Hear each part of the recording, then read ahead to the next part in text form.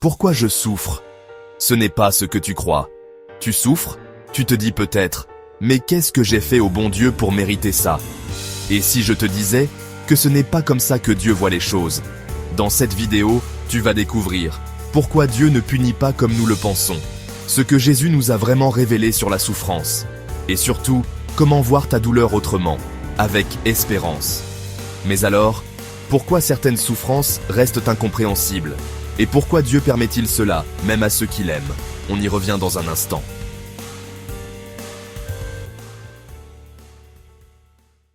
La Bible ne cache pas la souffrance. Job, Marie au pied de la croix, Jésus lui-même en agonie.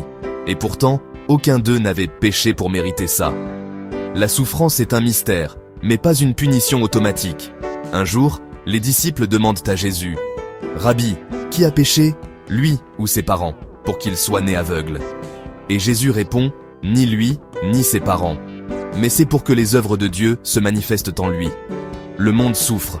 Il y a des injustices, des drames, c'est vrai. Mais la foi chrétienne ne dit pas « c'est de ta faute ».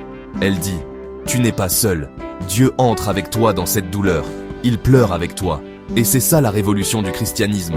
Dieu ne punit pas d'en haut, il descend, il se laisse frapper, il prend sur lui. Le mal n'est pas une punition, il est une conséquence d'un monde désordonné, brisé. Dieu nous a créés libres, le péché collectif, la violence, les injustices, les structures de péché, ce sont eux qui causent tant de souffrance. Alors non, tu ne souffres pas parce que tu as péché, tu souffres parce que tu es humain. Mais si tu ouvres ton cœur à Dieu, il peut faire de cette épreuve un chemin de grâce. Tu n'es pas seul, tu es aimé, et ta douleur, aussi dure soit-elle, n'est pas sans sens. Tu veux découvrir comment faire de cette souffrance un chemin de résurrection? Regarde la prochaine vidéo.